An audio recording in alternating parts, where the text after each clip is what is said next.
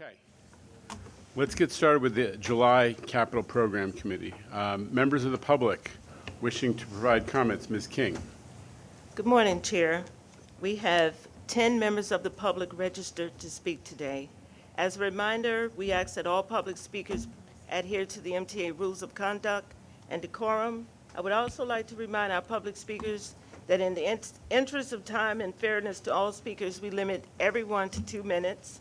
Please be aware there will be a warning beep to remind you that you have 30 seconds to conclude your remarks. Our first speaker is Jack Connors, followed by Christopher Greif.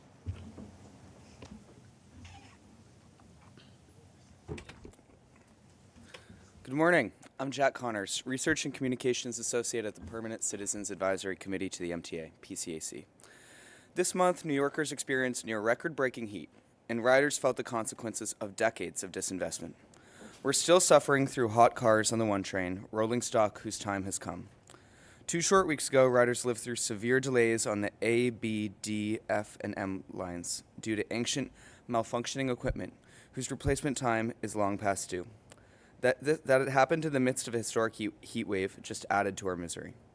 While riders roasted, Governor Hochul reiterated that we, quote, need a pause to assess the situation and cast doubt on her desire to enforce yet another nation-leading law, the Climate Leadership and Community Protection Act, saying, quote, if we miss it by a couple of years, the goals are still worthy. Perhaps she would have more urgency if she were living through the consequences of transit disinvestment and climate change, instead of reading about them from her air-conditioned SUV. Phantom kitchen workers at the Sheraton may be giving Governor Hochul a standing ovation, but MTA riders marooned on sweltering platforms certainly are not. Last month, we heard about the devastating effects this pause will have on New York. $16.5 billion gutted from the capital plan, 100,000 jobs at stake in every single New York State congressional district, and billions in federal grants at risk. This month, we're sure that news will keep getting worse. Now the MTA is in the impossible position of formulating the next capital plan due in September, while deciding how to build a 5-year program without knowing if, when, or how the whole and the current 5-year capital plan will be paid for. Governor Hochul, millions of MTA riders beseech you, stop playing politics with our lives and livelihoods.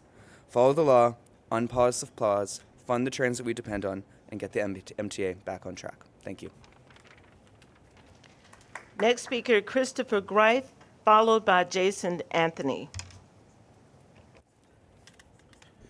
Good morning. I'm Christopher D. Greif, and happy ADA and Disability Pride Month. As today you guys are talking about capital, I want to be very clear that elevators and ramps are important, but more accessibility needs to go into those stations. Braille, updated signages, LD lighting is needed at these stations. Not just indoors, but outside those stations, especially the lower sign stations, so people can travel on the train and see where they have to board. Just like Main Street Flushing, there is no signages enough.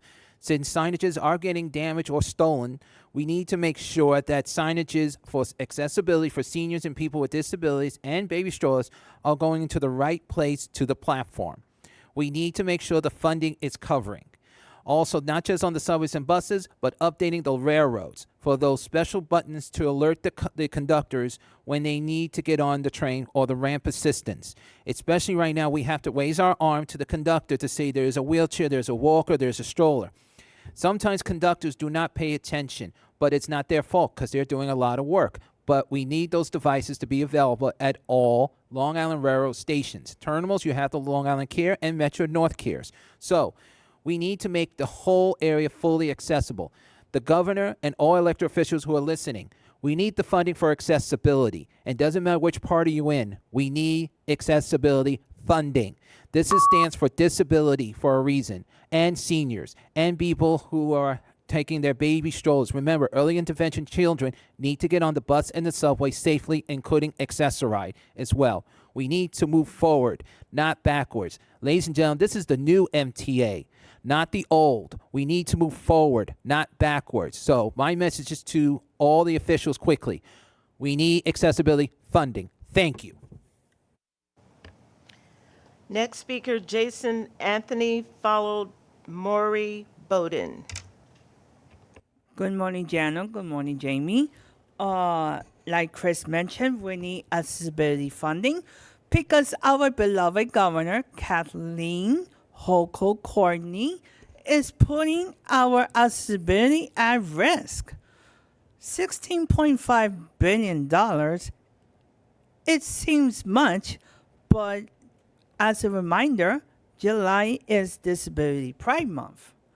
It is good to learn updates regarding Phase 2 of 2nd Avenue Subway, but stations like Hoyt Skimmelhorn Street is not getting the elevators updates, in other words, upgrades. That's one of the stations that I use often because there's a lot of people that depend on it. For full disclaimer, it's partially accessible. But we need everybody's support, and this is why elected officials need to intervene with support letters. And state, federal, city council, among others, needs to put their senses together.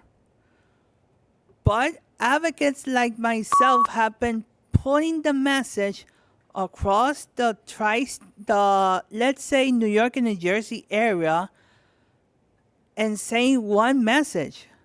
Accessibility is an important component for transportation. The MTA listens to us, but not the Port Authority and New Jersey Transit. And this is why I want to thank General Lieber for listening to us. So I'll see you guys later. Next speaker, Murray Bowden, followed by Bill Ferns.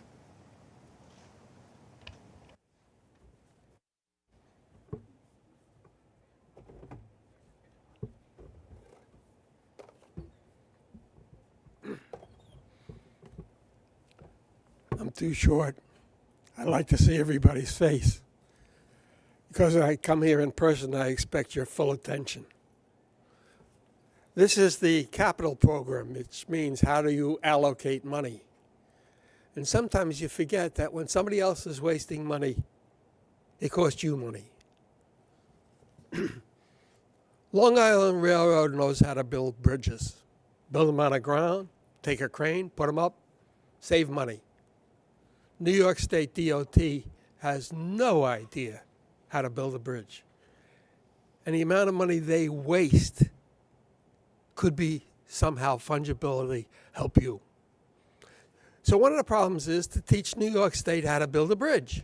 They built one in Elmsford. It cost twice as much as it should have if they had used Long Island Rail. Phil Hyden knew what he was doing. He's now up in Boston, fixing Boston, and he seems to be doing a pretty good job of it. He lost a good minute there. So, in order to free up a lot of money for the MTA, you're going to have to teach New York State DOT how to build bridges. Now, if that isn't a new way of thinking about things, this is a world where everything is being different. I don't know if I told you a story in the other meeting about the women's beach ball in the Olympics. Up until now, they were required to wear bikinis because it was a sex show. Last night I watched the beach volleyball United States and Czech Republic. The Czech Republic participants had full body clothing from top to bottom in a black bodysuit. Please conclude your remarks. Yeah, it was a recommendation. Sometimes things run a little longer, and there needs to be a little flexibility.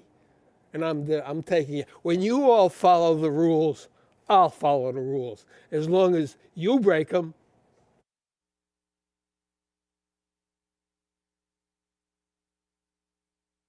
You make a bunch of rules, and we're supposed to follow them, and you break them. Well, if you break them, I'm going to break them. If you don't like it, she's standing right here to carry me away. on TV. I will not stop until I carry it. Okay. Thank you, Mr. Bowden. Thank you. Our next speaker is Bill Ferns, followed by Charles Newman.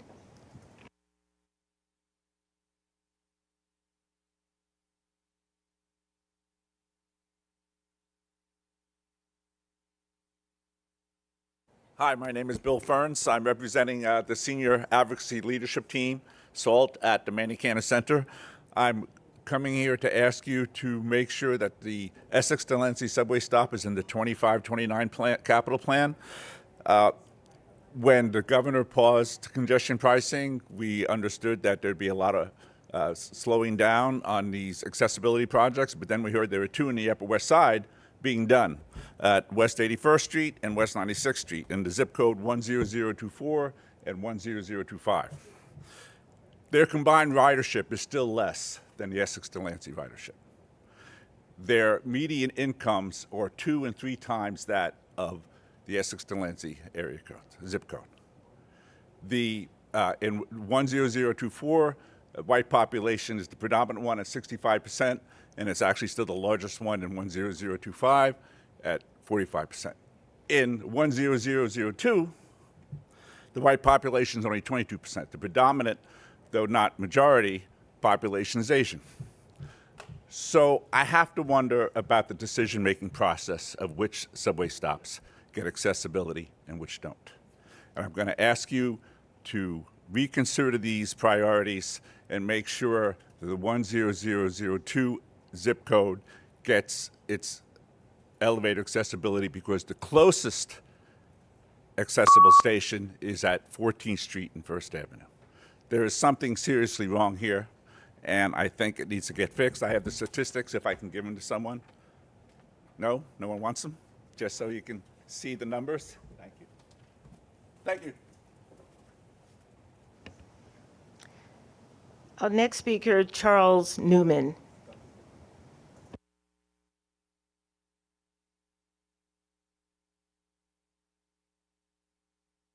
Good morning. My name is Charles Neiman, and today I'm representing UA Free, a nonprofit that operates a food pantry just minutes away from a Delancey Essex station, among other community-oriented services. And I'm speaking on behalf of UA Free in support of the inclusion of elevator construction at the Delancey Essex station as part of the 2025-2029 capital plan of the MTA. As a food pantry, we are located in zip code 1002, home to many low-income people of color, and our pantry serves hundreds of clients, particularly seniors of Chinese descent, every Monday and Thursday, who often bring food carts, and if not, bring home full bags of produce and of other food products. For our clients and 7 million other riders, Delancey Essex is a crucial subway station. That is why I'm deeply disappointed by the prioritization of elevator construction in 2 stations in the Upper West Side, whose ridership does not come close to combined does not come close to the ridership of Delancey Essex, and just happens to be those 2 stations happen to be only in one of the wealthiest neighborhoods in this city. UA Free urges the MTA to include the Delancey Essex elevator construction in the spirit of serving every neighborhood and every community, in our case, the API community, equally and without neglect and delay. Thank you. Thank you. Next speaker, Maddie Bucky's Holland, followed by Valetina Jones. Thank you, Miss King. Good morning, everybody. I'm Matty W. Bucky's Highland. Happy ADA 34 and Disability Pride Month. Well, I want to thank everybody for doing a great job and recognizing that accessibility is a human right. It's great to see my home branch on Long Island Railroad of Babylon being 100% accessible. With the opening of Adamyville and Lindenhurst, we almost were ready to see Massapequa Park and Adamyville, not Adamyville, Copeg to reopen. a lot of advocates I want to thank you, Chairman Lieber. I want to thank you, President Tor Springer, and to the MTA President Rob Freed, as well as advocates such as Jesse Figueroa, Jason Anthony, and Mr. Accessibility himself, Christopher D. Grive. Without their support and advocacy, none of this would have happened. None would be delayed. And second of all, with Annabelle and Lindenhurst now being ADA accessible, I work at the something called the Winter Center for Autism West Babylon. Much easier now with people who has a wheelchair to go to Amityville train station and then take the SCAT bus to there on Mayan Street where I do job training. With that being said, ladies and gentlemen, hope everybody has a great day and God bless each one of you. Miss King, over to you. Thank you. Next speaker, Vela Tina Jones, followed by Joel Chapman.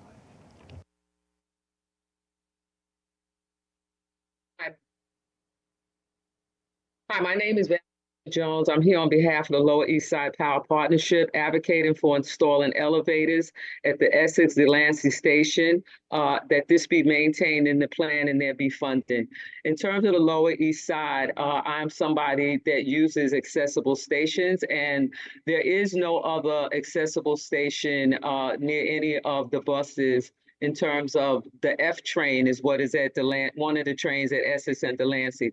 The closest trains that we could get to by bus would be Lexington Avenue and 7th Avenue on Chambers Street, and BMT, which is I'm calling the N and the R, and the 8th Avenue train on 14th Street. So this is the only accessible station. This is the only F train station that I know of that is any way close to any kind of buses near our house. So I'm just advocating that the installing of the elevators at Essex Delancey Station remain in the plan and funding be made available. Once again, my name is Valentina Jones. I've been a resident of the Lower East Side for more than 50 years, and I'm here on behalf of the Lower East Side Power Partnership. Thank you, and thank you for consideration and maintaining this in the plan and in funding. Thank you. Thank you. Next speaker, Joel Chapman, followed by Alita Dupree. Hey everybody, my name is Joel Chapman. I'm a wheelchair user, and I take the subway to get around New York City. My home station around 125th on the ACBD has been inaccessible to me for about 8 months now, and it won't be back for another 2, according to the replacement plan. I'm happy that the elevator is being replaced, but I'm not super happy with the timeline. I moved here about a year ago, so I started learning the subway system accessibility, and about 3 months into living here, I saw the sign posted saying that the elevator would be out of service for 6 months. This radically altered my lived experience as a disabled New Yorker. I now have to travel about 1.5 miles to the 96 station on the 123 just to get anywhere. It's a number that 1.5 miles, that's a number that non-disabled people just don't have to grapple with. And the project also started in the winter, so I was going 1.5 miles in 30, 25, 18 degree weather. So I'm just coming here to say that putting an elevator out of service for 6 to 9 months may feel like a project or a number to the people making decisions, but it's a real problem for real disabled people, and every delay is hugely impactful. So please stop delaying the projects. Thank you. My name is Joel. Our final speaker is Alita Dupree. Thank you. Good morning, Chair Jano Lieber and members. Alita Dupree, for the record, she and her, and I'm representing Team Folds. I was reading through the report, and what stood out most to me is where you have the blue bars that show funding. We have a gap, a really big gap. And as of June 30th, the MTA has hit its fiscal cliff. And how can we go forward? And this is real. And I think about what this system was like in the 1970s with the graffiti and the broken lights and all kinds of other things. And I lived through that. And we worked very hard to get past it. But are we going to go back there? I hope not. And I know that you as stewards of this system are working very hard. But if we don't have the money, then how do we pay for it? Because we can't print our own money and they don't take IOUs. And I, as a person of disabilities, am looking forward to more ADA accessible stations because I never know if I'm going to need to use those. Disability can strike at any time. And what about the Grand Central train shed? We have to keep that station in good working order. It's really the centerpiece of our system. Sometimes I'm at a loss for words. And I appreciate the work that you're all doing. But I want our system to move forward and hold to ideals that are legendary and stately. I don't want our system to decline. Thank you for listening. Appreciate it. Chair, that concludes the public comment session. Thank you, Ms. King, and thank you to all of our public commenters. Copies of the June committee minutes have been distributed and are available on the website. Any changes or comments on the minutes? Hearing none, may I have a motion? Mr. Herbst, thank you. Second. Ms. Mahaltzis, all in favor? The minutes are approved. Any changes to the work plan, Mr. Torres-Springer? No, Chair, no changes to the work plan. Okay, would you give us your report, please? Thank you very much. Good morning, members of the committee. Nice to be here in the morning. Everybody's bright-eyed. And it's a great opportunity for us to have a conversation with the committee and the board and the public related to the 2025 to 2029 capital plan. So that's our focus for today, but we'll also have our 3 mega project executives reporting on the status of those projects after this presentation. So our 25 to 29 capital plan is due on October 1st by statute. And the board must act in September to approve the plan. So we wanted to give an update to the committee fairly comprehensively about where things are heading. There are lots of pieces that are still falling into place and getting sorted out and analyzed, but we thought we should come and give you the state of play as it stands. I do want to note that there's been a board working group meeting throughout the last few months. Many briefings, updates, site visits throughout what has been a complex time for the capital program. And it's been very helpful for us to have the advice of the board through that working group, and I think also helpful to preview some of where things are at.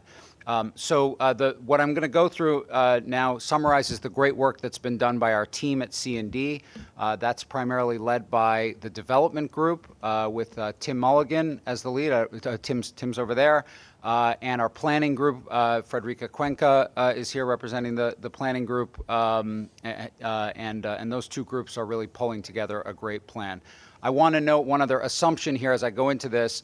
As we look at the 25 to 29 plan, the assumption is that the projects funded by congestion pricing are moving forward. As the governor has said, and we take her at her word, the $15 billion will be restored, and so the assumption is that those projects are all moving as we look at these projects. We've taken an approach which I think is a good capital planning and budgeting approach, a good approach to any form of budgeting, and if it's not, I'm pleased that our CFO is sitting next to me to correct anything I get wrong today. We've gone from the bottom up based on our 20-year needs assessment, and we've looked at the program from a top-down point of view. So a little bit of background about each of those. You know that the 20-year needs assessment, which we released at the end of last year, was a historic document that did a detailed assessment of all of these assets that you see here, our 6 million component assets within this system. The data is not perfect. This was a giant leap forward, but we really learned a lot from the bottom-up perspective about what the needs were in the system. And in effect, what we're talking about today is what the 5-year need is, as we've identified it based on the needs assessment. But we've also been looking top-down based on benchmarks and taking into account other factors. We have a massive built asset that requires regular and sustained investment. We've talked about that a lot. Kevin, our CFO, has been benchmarking against other transit systems and other industrial infrastructure, and he'll be briefing the Finance Committee about this right after this meeting. I think the primary finding is that investment in an asset base like what we have with a level of depreciation that we see in our system requires higher levels than what we have been doing. We have another benchmark in a report from the state comptroller that he released that shows that by that estimate, we need to do at least $43 billion of state of good repair in the next capital plan. But there's, as I'm about to show, there's a number of different elements of the program that have to get placed on top of that. We know that cost escalation has a major impact. Everybody living in the world in 2024 is aware of that. By any well-accepted measure, we have seen 30 to 35% inflation in construction costs since COVID. We were able at C&D to use short-term contractual measures to prevent escalation in awarded contracts from impacting our pricing, and great credit to our contracts department for managing that. But eventually we see this show up in bids, and we need to accommodate that as we look at the 25 to 29 program. And of course, we have to take into account how much work we can do in our system and with our contractors. It's not infinite.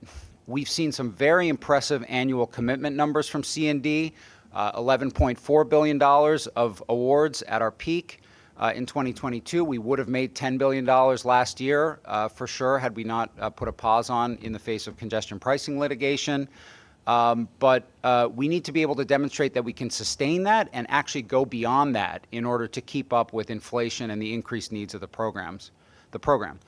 Our contractors have made us an owner of choice, but with all of the infrastructure investment that's happening across the country, there can be a lot of competition out there as well.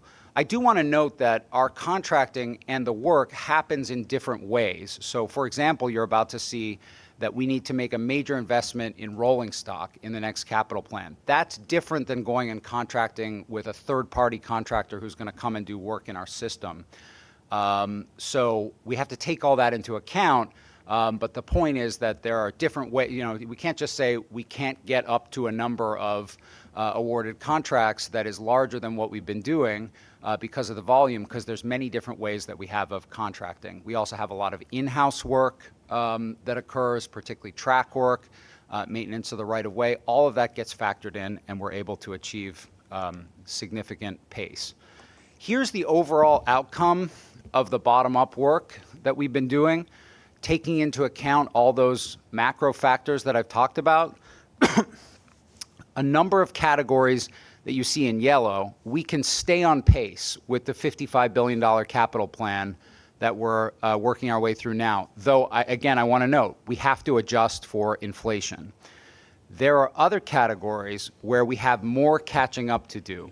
As you'll see, they either have never received the level of investment to achieve state of good repair or get them on the path to state of good repair, or they're due for an investment at the end of a cycle, what we call normal replacement. I'm going to go through each of these categories in turn, but here's a summary of where we need to see an increased pace above the level of inflation.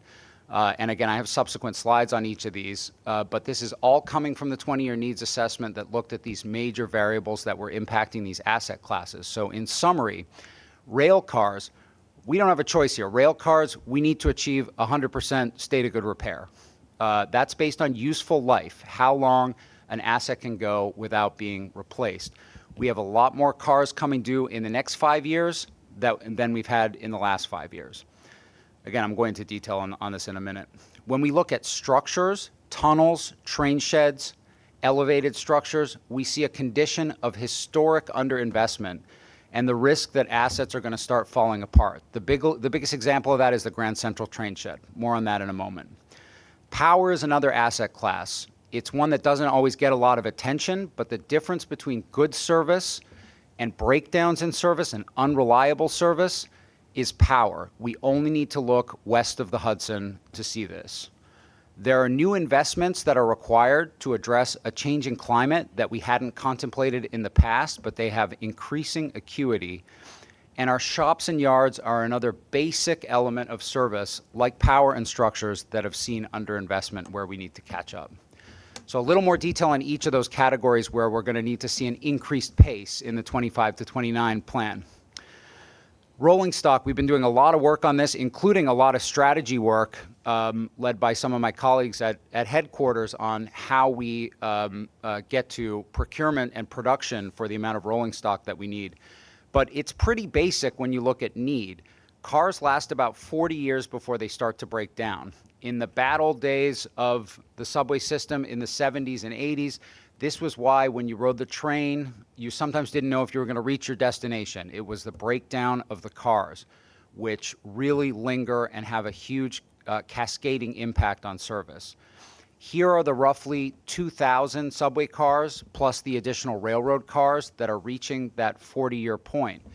And you can see the reliability problem in the prior class of cars. So we're in the midst of right now with the R211s replacing the R46s that just predated the R62s in the early 1980s. They have a mean distance between failure. I'm talking about the R46s, which is the distance they can travel between breakdowns of about 40,000 miles right now, compared to overall in our system an average now for our new stock of 200,000 miles mean distance between failures. So you can see you sort of fall off a cliff around 40 years and need to invest in the rail cars. There isn't really a choice. The R62s and R68s are at about 100,000 miles of mean distance between failures. So they're coming down to that point where they fall off a cliff and we need to replace them in a timely way. By the way, there's always a lot of talk about hot cars in the summer. According to New York City Transit, we are at less than 1% of our many, many thousands of cars have air conditioning failures. But where we see it during the high heat days of summer lately, it's these older cars where we're seeing the AC systems break down. So we need to replace rolling stock. The next plan will need to invest in about 2,000 subway cars and new coaches and locomotives for the railroads. This is about triple the investment of what we've done in this current plan, the 20 to 24 plan, just because of the sheer number that need to be invested in. And we can't skimp on this if we want to run reliable service. I'm not going to spend too much more time on rolling stock other than to say that also we are really charging an industry getting built domestically that's able to produce for us. So it's going to take time, but we got to get the orders in. And in order to get the orders in, we need the funding available. That's why there'll be a big priority for rail cars in the 25 to 29 plan. The structures, we've talked about this before, but we can see how the decay curve functions by looking at the Grand Central train shed. Looking at those structural deficiencies, we go through and we do a rigorous survey of each of the structural members.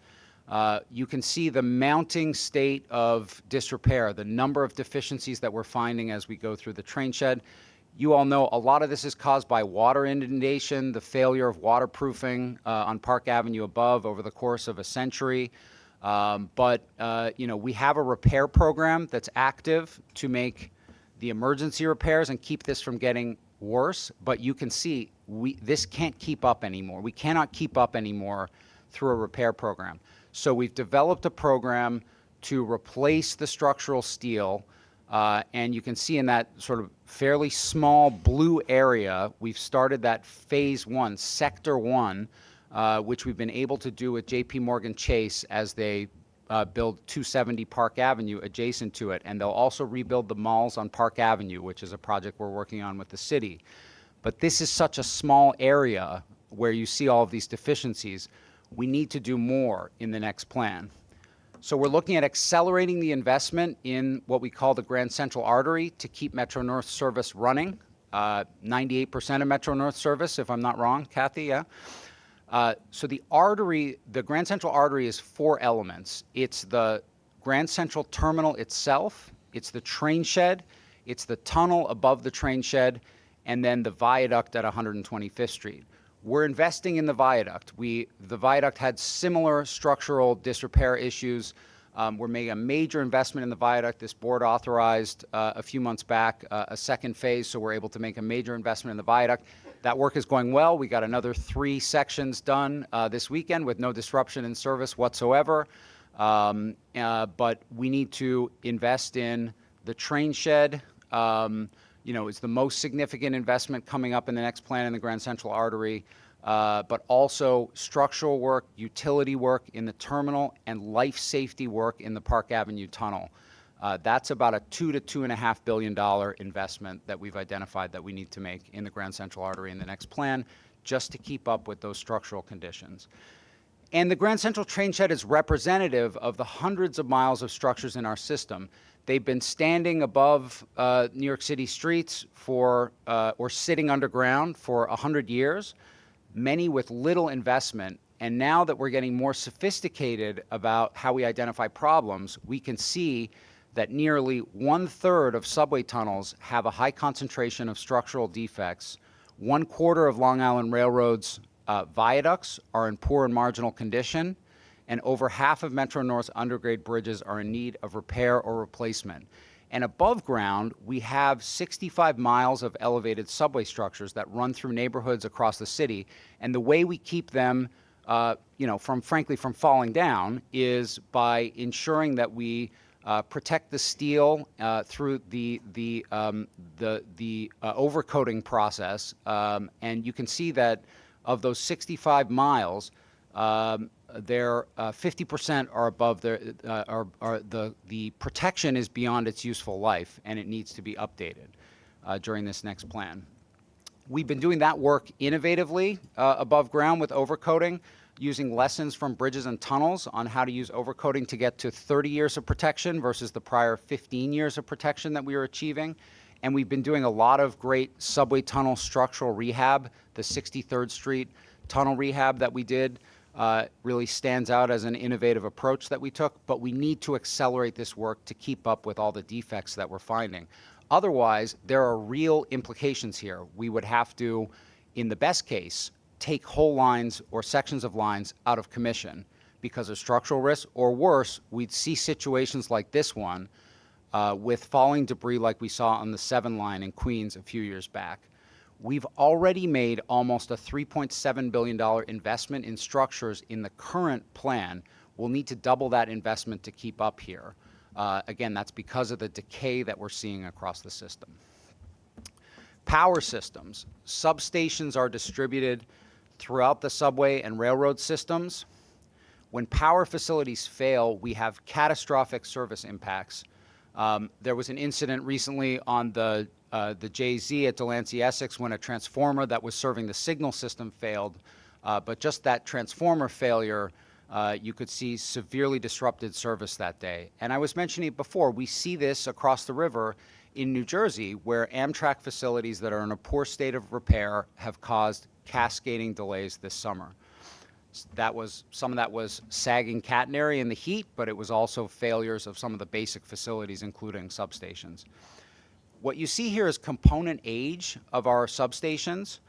It's a good proxy for condition. You can see that we have 540 components that are an average of 50 years old and need replacement. And we can't let up because you can also see another 440 come due in the next decade, reaching that older age. We can't do all this work at once, so we're going through and being strategic, looking at vulnerabilities that are concentrated where we don't have redundancy of power. If we have a failure of one substation, if there's an adjacent substation to power the traction for the subways, you can keep running. But take a look at the Upper West Side on the diagram on the right. You can see our substations with components in poor and marginal condition are at multiple consecutive substations. So we really have to get to those in the next plan.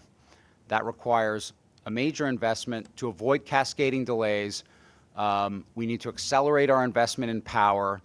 And we're using, as I said, we're using a targeted approach, some full renewals of substations, but a lot of work on individual components to keep the systems running. We have dated infrastructure across the system, and we need to upgrade it as much as we can. We're looking at more than $4 billion in power investments alone in this next plan. Resilience is in a way new for the MTA. We came out with our roadmap earlier this year, which focused in a different way on a multi-hazard vulnerability assessment. So to date, we've made an extraordinary investment with the support of the federal government, $7.6 billion in coastal protection after Sandy. This often will address multiple problems, but it is investment that's concentrated in coastal areas that for the most part were impacted by Sandy. Now we look at heavy rainfall, high heat, and sea level rise causing major disruptions to service, and unfortunately it's only going to get worse. So the Hudson Line for Metro North, we've talked about this a lot, is a major vulnerability that we've identified. We need to raise the track, protect the infrastructure in almost every section of the Hudson Line. It'll be underwater in the near future if we don't. But we're doing great planning work right now to identify the highest priority sections to concentrate on in the next plan. So that sees a major investment in the next plan on the Hudson Line. We also, the subway station situation is fairly complex. We've had 200 subway stations that have been impacted by heavy rainfall from events in the last 2 years, and we've gone through those very strategically. We have a great dialogue with the city going, a task force working with, and compliments to Deputy Mayor Joshi's team, DEP and DOT to go through the stations and figure out whether we can make simple tactical interventions, raise a stair, cover a vent, clean a catch basin, and then looking at opportunities where the city needs to invest in improving neighborhood-wide drainage and doing capital planning together. But in the end, we also are going to need to invest in some stations to bring them up to a greater state of good repair in the systems that handle water, and we've got 15 of those identified as the highest priority. We also need to replace the pumps in a number of locations. They handle 12 million gallons of groundwater on a dry day, and they're really critical to being able to protect our system in cases of inundation. So when we released the roadmap, we talked about a $6 billion 10-year investment need, and we need to make a major down payment on that in this 25 to 29 plan. Sustainability has a lot of elements, but it's all about electric buses and the commitment to electrify by 2040, as you know. The investment that's required to get there to keep us moving, we really only have 3 more capital plans before we get to 2040. So we have to make a major investment. We've targeted 1,000 electric buses, which is double what will have invested in this plan once congestion pricing comes through. And this is just math based on the cost of the buses. This represents roughly a $2.5 to $3 billion investment, not just in ordering the electric buses, but we have to make investments in bus depots for charging infrastructure and get some state of good repair work done at the same time so that we can service those buses. We also, as with rolling stock, we really need to surcharge an electric bus production industry in the United States, in New York State. And so that's why we can't just go and buy 8,000 new buses in 2039. We have to get these orders started now and keep the pipeline growing across the system. The last category for acceleration compared to the current plan is our shops and yards, for which we need to roughly double our investment from the current plan. This investment needs to deal with the poor and marginal condition shops, especially Livonia and 240th Street, which have deficiencies that don't just make it difficult for our excellent labor force to service the cars, but they will prevent us from servicing new train cars there as well. So there's really an interaction between the amount of rolling stock we need to replace and the condition of the shops. We also need to deal with our yard infrastructure, switches, signals, lighting in yards. There's often morning service disruption that's caused by challenges with put-ins that arise from poor yard equipment. As our staff are working in the dark to get trains moving and aren't able to see, or there's a faulty signal that isn't able to get repaired, that's often a risk to service, and so why we need to make further investments in yards. On the railroads, we're looking to make yard improvements, particularly at Port Washington, which is the enabler of improving service on that line. So an acceleration of shops and yards investment.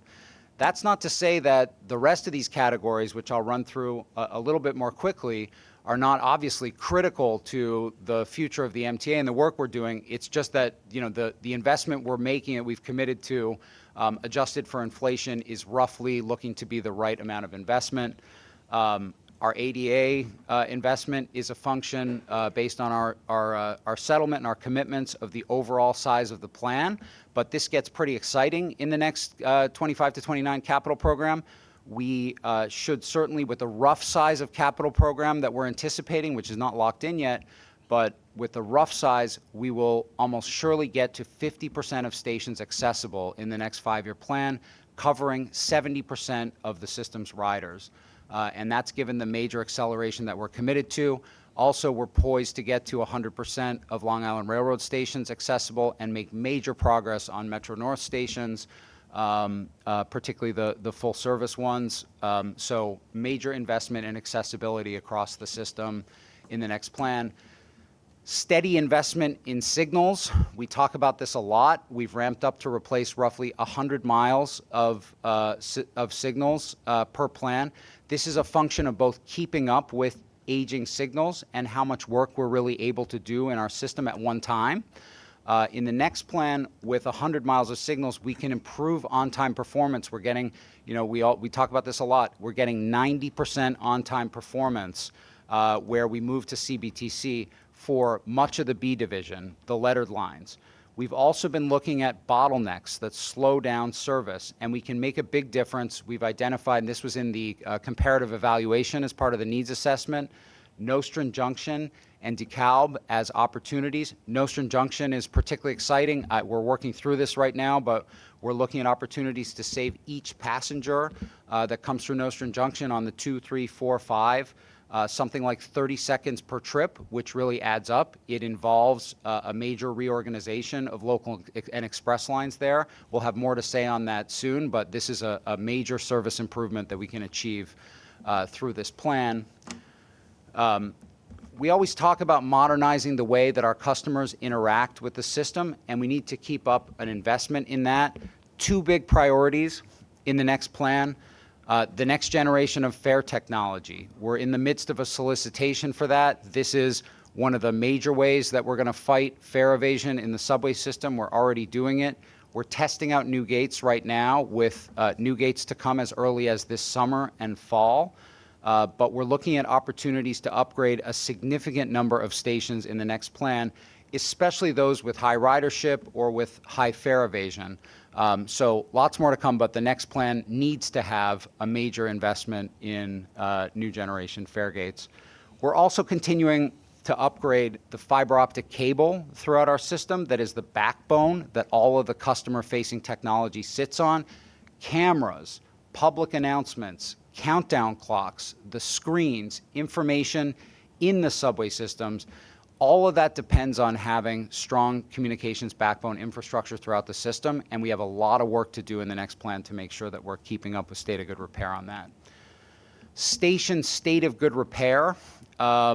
This is a major investment requirement in the next plan for the subways, for both railroads as well. In the subway system, we've made a big investment in 20 to 24 catching up on elevator and escalator replacement. And have been making lots of progress on that and getting that done on time and on budget, even though we recognize that sometimes it does disrupt access to a station for a temporary period of time. But there are other major components throughout stations that need to be replaced.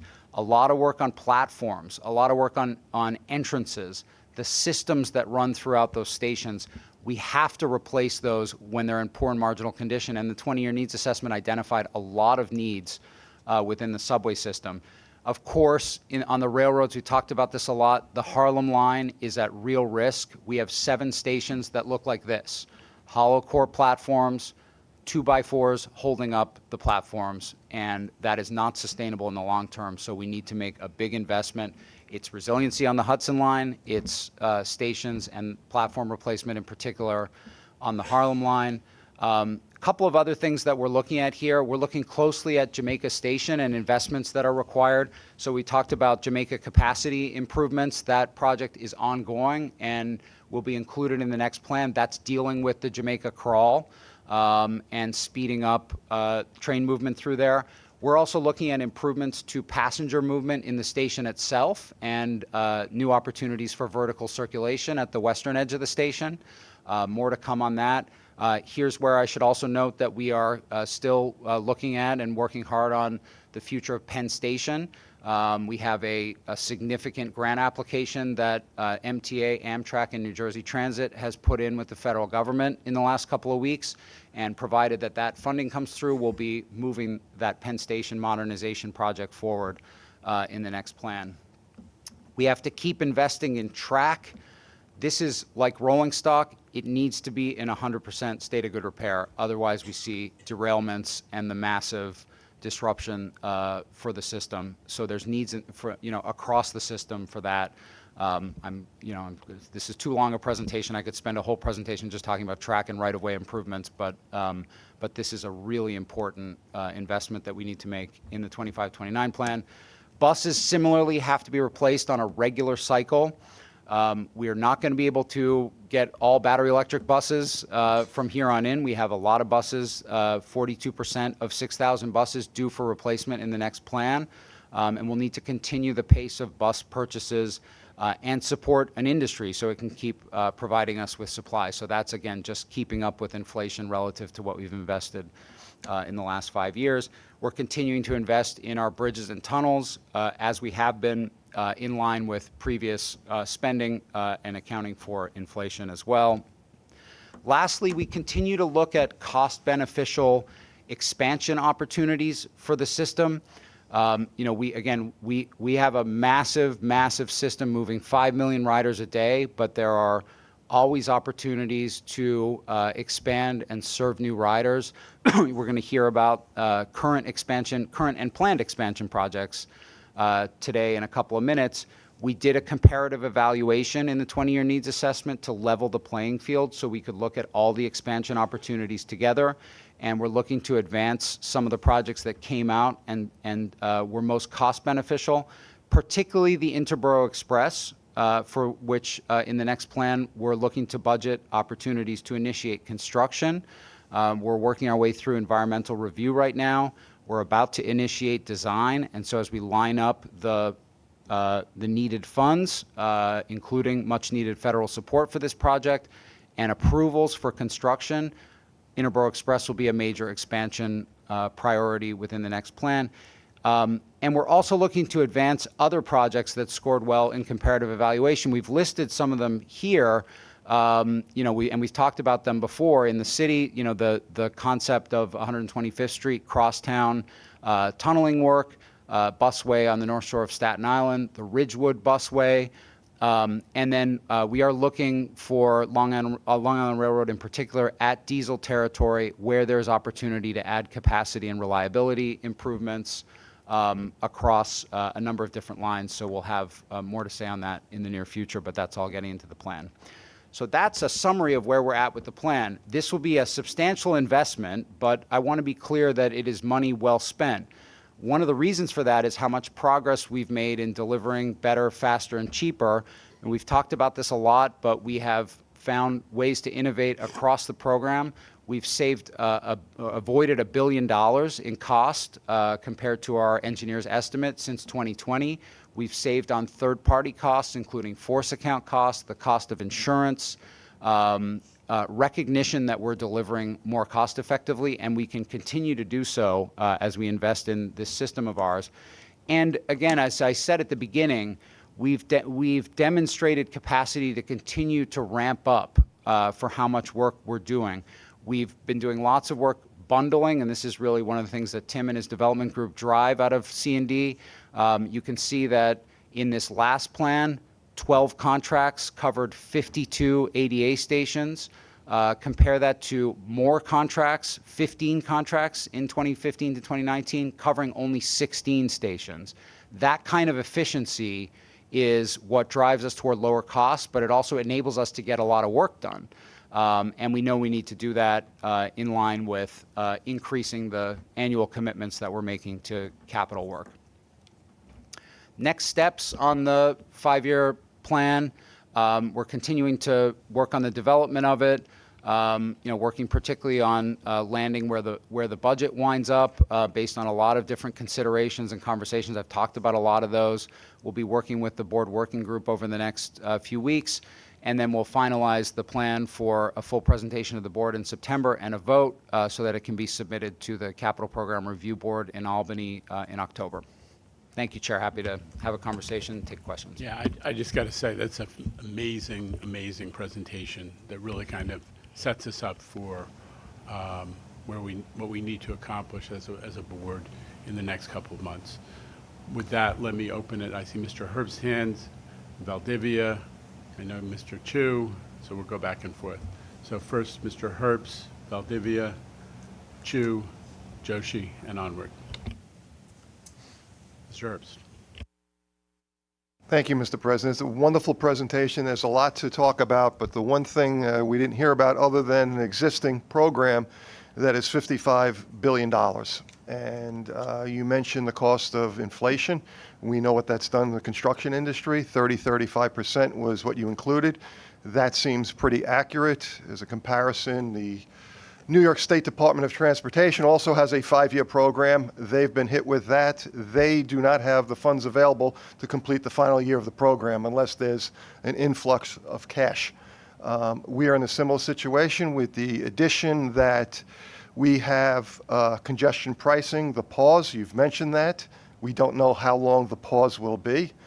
My guess is I don't think anything's going to change until probably the passage of the next state budget to figure out if it's going to be funded at the same level or there are other revenue sources, if there are indeed any other additions. So you're talking, we're not going to have a clear picture until probably after April of what the funding streams will be to fill this program. You've included many needed projects, and I support them, but we haven't heard dollar amounts, and with the unknown progress, how do we know what we can fund, and how are you going to put that before a board where we can make a decision based on our financial and fiduciary responsibilities? So I don't know if that's coming at a later date. You tell us this will be presented in September, and we have to vote at that time. That's a pretty quick timeline. So I don't know if you care to respond. I have other questions, but I know we have other board members. But that's, I'm hitting you with the big one first. Where's the money? Yeah. Okay. That. Yeah. I may actually ask Tim if you in a second if you want to just respond on how we're organizing the plan to account for some of the contingency. I'll just say we are we have a much more rigorous approach to capital planning. It was rigorous last time. It's even more rigorous now. One of the things we're able to do is to identify, for instance, quantities that need to be invested in, and then we need to have some flexibility, as you say, to shift the quantities or to shift the locations around in some cases based on where work has gotten done and hasn't. But, Tim, did you want to give an overview? Sure. I mean, C&D has gotten a lot more nimble about capital planning and sort of how we sequence and prioritize our projects. And I think that sort of serves us well in this period, as you so articulately identified, of uncertainty, both uncertainty for the final envelope for the current plan, as well as uncertainty for the envelope and the timing of the next plan. And, there's only so far that planning will go in terms of that. Jamie mentioned bundling. Ultimately, we can't put together bundles unless we know the funding available for the scope, because you might have various locations and priorities for certain asset types, but if you don't know the scale of the bundle that you can afford, it really impacts your ability to sort of put those packages together. We're setting up to be as flexible and nimble as possible, but you're absolutely right. At the end of the day, we need to know what we have to invest in the system. I would just add that I think that obvious, this is a function of the way that the system is set up, that we're statutorily required to adopt a capital budget, realistically close to 6 months before we will have absolute certainty on the funding. You're not wrong that creates some complexity. What we're trying to do is to get the major stakeholders, and you know who they are, to start to think directly about what size of capital program they are prepared to support, and that's part of the work that's going on. We had Ms. Valdivia next. So maybe this is just following up from Mark's question. So thank you. He asked it perfectly. So in order to plan the next capital plan, you need to understand what projects you will do or will not do related to this capital plan. And so can you just confirm for me the assumptions that you're making about the 2020-2024 capital plan? And then I think I have two more questions. The assumption is that the current capital plan will be fully funded and executed as envisioned. So given that in this capital plan that you're planning now, we'll still have the same quote number of bus fleet, for example, or it's really bus fleet. I don't know how much rolling stock was left in this current capital plan. And then you're just assuming that's quote completed, so then you can move to this next one. Yeah. But we're in mid 2024. So what is happening to those existing projects right now in the 15, whatever billions that we're talking about? So again, just important to clarify that when we commit to a contract for work or to order something from a vendor, it doesn't mean that the work's getting done or it's arriving that day. But the assumption, for example, you mentioned buses. We have about 250 battery electric buses that are to be ordered as part of the plan once the funding is restored from congestion pricing. So the assumption is we've ordered those 250 buses. Same thing with the M9A procurement for the railroads. So those are the assumptions, and then we move forward into the next plan based on that assumption. Great. So back to 2025, 2029. Obviously, the elephant in the room is our current capital plan. In this plan, you did mention a budget. You mentioned, that we're spending money better, that we're delivering cheaper. But when will we know the price tag of this capital plan? Well, we'll have it publicly as part of the full plan in September, but I would just remind you we're having very productive board working group sessions, so we'll bring all that information forward over the next few weeks. Thank you. I think Mr. Chu is next. Then Deputy Mayor Joshi, Mr. Jones. Yeah, but I think it's mostly express sentiment because I think it's all coming together. I think it's important for us to focus on the last couple slides. I for one, have been, I like many others, when I joined the board, was under the impression that I think is still very prevalent that the MTA is a very poor manager of projects, and we still hear this, and these reputations take a lot longer to shed than performance delivered. But the truth is, I've been impressed over and over again at our track record, over the last couple of years of being able to find ways, such as bundling, design build, to just continue to keep projects coming in, ahead of schedule and under budget. So I think it's important for us to not just for us as a board to be aware, but continue to get that message out there when we get pushback on these large numbers, which do have sticker shock, because we're not asking $1 million question, we're asking a $55 billion question. I think, which is obviously been asked, so I think we're all looking for those numbers, but I think sequencing matters too.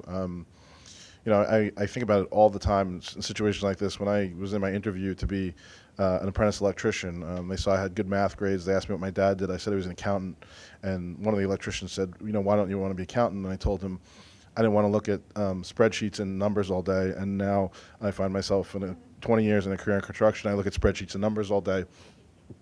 God bless you, Dad. I'm an accountant now. So I think it's not just how much the price tag is on all of these things, but sequencing, right? We know that there are particular projects. I know power best as an electrician, and commodity costs are all over the place. I think we're just getting to the point where we get switchgear in under a year. Maybe that'll be down to 6 months by the end of the year. So I think sequencing is going to matter. And to Mark's point, the tail end of a capital program is where that's going to suffer the most. So the projects that some that might be less sexy, but critically more important to get ahead of this. What's the decay curve? Because I've become really fascinated with the decay curve that, painting something might cost us an enormous amount of replacement cost if we do it sooner rather than later. So I think I look forward to getting this. I hope we get it, in due time, because, it is, we don't want to all spend our Labor Day weekend reading this. Hope maybe we get it before. But I commend the job that's been done, especially the nimble effort because we've had a lot of back and forth. And I'd also echo it's been a lot great working with this board and learning a great number of details about how this agency works. And I've been impressed at every step of the way. Deputy Mayor Joshi. Hi, thank you very much. I also want to thank, as a new member to the board, the way you bucket everything so it's easy to understand to the outsider. I just had one comment and one question. Given that we have a limited amount of time to develop what the dollar signs are that are attached to these projects and the prioritization, I recommend that as part of the working group, we incorporate the leaders of the division. So specifically New York City Transit, that would be the city, because I would want to hear directly from those leaders what they feel is important, what priority it is, because in the balance among the many things you have to figure out, obviously we want to ensure that the actual hearing directly from the divisions, I think, will help us given the limited amount of time that we have to absorb all this information and give you our feedback. And then the second thing that wasn't mentioned, but I know it's in the books and top of mind, it would be helpful for, I think, the board and the public. What is the status of Second Avenue Subway in the 2020-2024 plan as well as 25-29 plan? I know there was discussion of a pause on some of the contracts. What kind of spillover effect does that have on delays in the 25 to 29 plan? And obviously any delay costs money. So I think it would be important for us to understand that as we go into this exercise. Thank you. Great suggestion on the working groups. We'll do that and have started to do that. And then we have a presentation on Second Avenue Subway, though I would note that it is all of the funding for Second Avenue Subway is in this current and the prior plan, so we don't need additional funding in the next plan for it. Assuming that congestion pricing or a substitute funding stream is provided, which is what the state has confirmed again and again. Okay. Mr. Jones, then Mr. Zuckerman, and Mr. Albert. Yeah, I was very impressed with the presentation as well. I have a little concern, however. We're going to have a fairly significant vote in September, and we're going to be not having any meetings in August. And there has been a concern, I've expressed it, others have, about the delay in getting information, sometimes a day before in the books. Particularly because of the importance of what you're talking. We need at least a week to absorb some of this stuff rather than dropping it at the very 11th hour. So I respectfully ask that we get a better delivery of information, particularly on this issue. Mr. Jones, I'll say I accuse you of having been traumatized by long ago practices. That's not the way this board runs. Okay. And we will provide you with time. And in addition to that, there are going to continue to be working group meetings. Understood. So that with the board, there is a lot of preparation for that moment when we have to make this vote. As a second related, this is almost like I keep beating a dead horse or whatever we're beating, is the impact on the borrowing costs that the pause in congestion pricing has borne, and what impact have you projected that may have on the we'll talk about it finance. I want to keep bringing it up, but on the expense budget. So I think I've been told by the chair that I'm out of place. No. No, I mean, I just repeat what's been said before, which is we're very sensitive to that issue. We will talk about it in finance, but for the moment, and just to being the risk of being repetitive, we are assuming that there is a source other than the MTA having to do new and unexpected borrowing for the $15 billion that congestion pricing was meant to fund. So that it's either congestion pricing or an alternative source that does not put additional borrowing on the MTA's operating budget. Mr. Zuckerman. Thank you. I am also the son of an accountant, and so maybe there's something about this side of the table and those skills that excel in math. Anyway, I want to talk about uses of capital. I like you, Chair, and Jamie, buy into the governor's promise. A year ago, she helped us get 5 years of balanced budgets. That was a complete change from any historical behavior, so I'm with you. I'm going to buy into that proposition. And so you bring up the notion of the J.P. Morgan report you mentioned earlier. I know it's in the finance book, but I think it's worth noting that regardless of where the money comes from, our job is to identify uses of capital in many ways. We don't have a lot of control on sources, this board. We have a lot of control on stating our uses. And whether it's Jamie's plan, whether it's the report that's been commissioned, or even, frankly, I've said many times before for years about a very simple rule of thumb. If our asset base is 1.5 trillion and you spend 1% of your asset, your capital every year fixing that, that's $15 billion. Well, the report said $16 billion. Okay, so rules of thumb are helpful. We're well short of that. Kevin tells me we're at $6 billion, roughly, on not the expansion stuff when you come to Second Avenue Subway, but the fixing of what we have. So if we're at 6 and we got to get to 16, that makes us $10 billion annually short. I don't care who pays for it. I don't care how it gets paid for, but to avoid returning to the 1970s or whatever poorer ever we were once in, and we're nowhere there, but we can go there very quickly with a few years of head in the sand behavior. So I just want to keep raising the flag that says we care about uses and we need about 10 billion more a year roughly is what I think to keep the current system we have, which is the largest and most complex system in the country, if not the planet, working. I think it's a good benchmark. Okay. Mr. Albert. Yes, I have both read and heard about the lesser number of car manufacturers that are available and that we can utilize. And if we don't get at a certain place in line and place our order, we get put to the back of the line, and thus, you know, the condition of our cars gets worse for a longer period of time and costs us more in the end. So are we taking those factors into consideration when we prioritize our orders? Very, very much so. There's a lot of work going on across the MTA on how we position ourselves to make these car orders. Again, the numbers are stark. 2,000 cars coming due, 2,000 cars from the 1980s that are coming due. And it's a whole range of things. It's probably a separate discussion, but there's things we can do to be a better client, purchaser of cars in terms of our specs and our contract structure.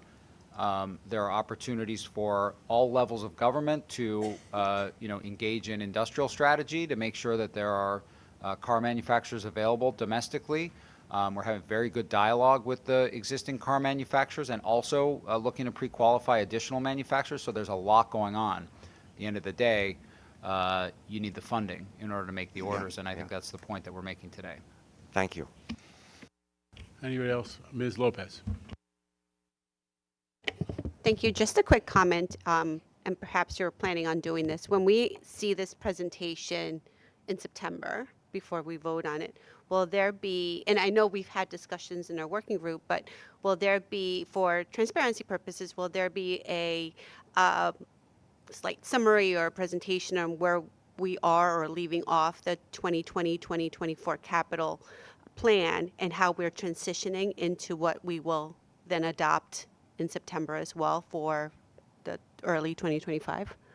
Just because I see it as an ongoing conversation, so I just want to make sure the public also understands how we're transitioning to a new plan and what we're carrying over, since that seems to be the case. Yeah, I'm trying to think of the best way to answer that. I mean, it's in the end, these are 5-year plans during 5-year periods that we, they're budgets, so they're plans that we put together, but the work is ongoing. So, due to COVID at the front end and the pause that we're in the midst of at the back end, the 20 to 24 plan will continue and needs to continue because the priorities we set there continue to be priorities. So we'll be making those investments. There will be overlap as we get into 25 to 29, but that's the sort of everyday work of C&D is to make sure that all of that overlap is coordinated. But that's a good point. Our goal is to have as much as possible in the next plan that we catch up. Remember, COVID knocked us out for a year and a half to 2 years in terms of our ability to spend from the 2020 to 2024 plan because we didn't know if we were going to have to cannibalize capital just to keep the operating budget alive. There was a lot of uncertainty, remember? So right now, we were delayed, and we have more work left to be completed in the current capital plan, and that was exacerbated by the congestion pricing pause. We know that. So there is overlap, there is spillover into the next program, much larger than it ought to have been, because we were on track with those $11 billion years to be pretty close to awarding all of the contracts in the 2020 to 2024 plan. So there will be spillover, but our goal is to catch up because this team, especially since if we're buying cars at the volume, rolling stock at the volume we're talking about, that is different. Jamie made this point very effectively. That is different than overseeing third-party construction contractors. That's a whole different line of work, and you can spend many billions of dollars buying cars, which doesn't stress the ability to procure and manage contracts the same way. So its ability to ramp up even more quickly is there. The question is, what are we going to get out of the next capital program? Back to Ms. Valdivia and Mr. Herbst. We're going to hear about current mega projects underway. Thank you. Thank you for this presentation. So a request for September. So, I understand that we'll get materials prior to the September board meeting, but the additional request I'd like to make is for presentations that are presented, especially as it relates to the capital plan, if we could have that before the board meeting. I know this is real time. The real time I'm seeing it. I don't speak for other board members, so sometimes it's hard to react kind of what's in the presentation in real time. So that would be helpful for us. And just wanted to, and maybe this is for the board working group, so I'll ask then, but interest in how we're going to highlight and be transparent in our board materials. In prior years, we had these like blue sheets with project listings and project dollar amounts. So I just want to be, I just want to understand kind of how we're going to push the bar on transparency for that as well. So that is my request for September. Thank you. Thank you, board member Valdivia. There won't be surprises when the board sees the plan in September. This board working group structure has been very effective, and you'll certainly be well informed. And yes, the basic plan structure is holding together, white pages, blue pages, lots of information. Okay, Mr. Herbst, and then back to Mr. Jones. Again, thank you for all the input that you've done. It's just your staff is tremendous with the uncertainties that are out there and how you're planning, so I really appreciate your effort. One thing you brought up with the sustainability, the governor has also come out and said that they're not going to meet those ambitious goals. Has that been communicated to the agency? You're looking at over 1,000 buses. That's a major investment. Is that something, we talked about sequencing, is that, I don't know, is the timeline of when you're purchasing this equipment, can you put that at the end of the program, or, I don't know what the dialogue has been internally, if you've had any yet. Yeah, we haven't modified our target for the electrification of the bus system. The target's 2040, and I'll just pull back from that to say we committed Earth Day 2023 to an 85% reduction in greenhouse gas emissions from MTA operations by 2040. Buses are the biggest part of that. Buses represent 50% of our emissions. So we're on track with that, and I emphasized it in the presentation. We will have ordered 500 battery electric buses in this plan once we're we have all the funding that's available and are able to exercise the option. And we need to double that. We need to get to 1,000 in order to really, prime the industry to produce and also gradually make that transition. And I'm just glad you mentioned it, because I also, it's, we're in the midst of rebuilding Jamaica Bus Depot right now, which will be able to fully serve electrification. That is a major project. It's got huge environmental justice benefits for Jamaica that will be able to, operate an electric bus system out of there. We need to do that with the rest of our depots over time as well, and that's a major infrastructure investment in addition to ordering the buses. Thank you. Okay, very brief. I'll make it short. Who's on the board working group? I'm not looking for more work, but I want to know, can, board members who are not on We're it. not telling, no, go ahead. That's exactly. It's the voting. That was before your time, exactly how they treat with me. Yeah. It's the voting membership of the board. Okay, and do we have a schedule? Okay. Yeah. Everybody's welcome. This is a all-board working group. Okay, do we so have the we'll, dates of that We'll and everything? recirculate this. Go ahead. Dave, Thank you. I would tell you, Rusty trains train yards in August. It's like nothing else you've been to. So get ready. We're super far behind.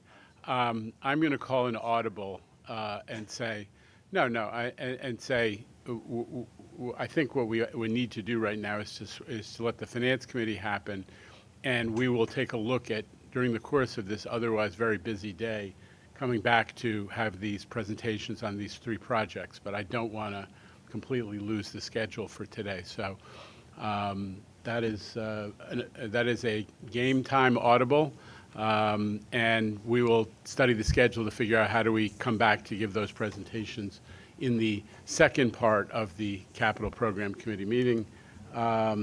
We need to do a couple procurements, though. Wake up, Mr. Iceland. Who is it? Ms. Boudoir is going to do it for you. Okay. Ms. Thank Boudoir, you. procure away. Thank you. Construction and Development is presenting one procurement action totaling $1.9 million to the Capital Program Committee for approval this month. The item is a modification to replace fire standpipe valves in the east side access tunnels and retest the fire suppression system. This item is described in detail in the staff summary contained within your committee books, and I hereby submit it for your consideration and vote.